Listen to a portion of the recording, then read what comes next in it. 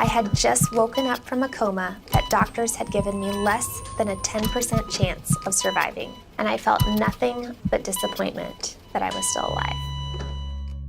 When I was 21, I was a senior in college, going to a small school in Grand Rapids, Michigan.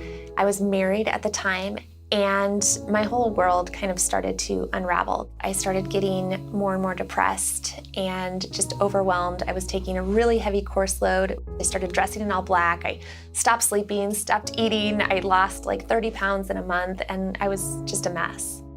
I also started having all of these flashbacks to some abuse that had happened when I was a child.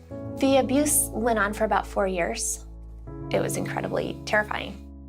My solution was that a God that was real wouldn't have let any of that stuff happen to me, and in the absence of God, life had no meaning. I had 6 bottles of prescription pills, and I lined them all up on the table and chased them with a bottle of vodka. Fire department broke down my door. They found me on the floor. My heart stopped in the ambulance, and I was put on life support.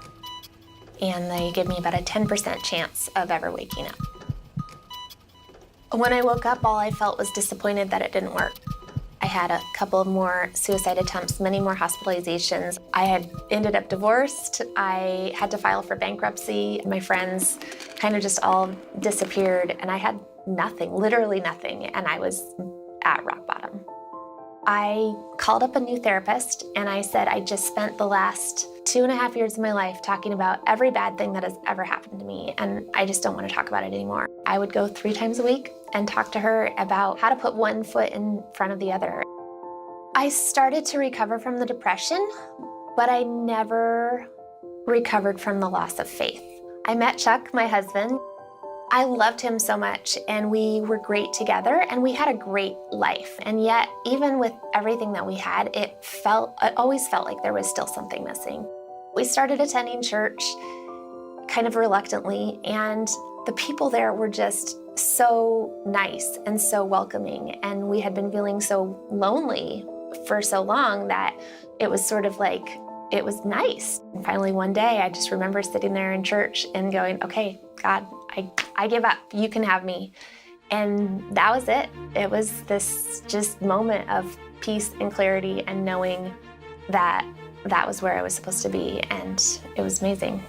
It was almost like I had been standing in front of a tapestry, and I was this close and I couldn't see the whole picture. But when God pulled me back and I was able to see that, through everything that I had gone through, He was always putting the right people in the right place at the right time.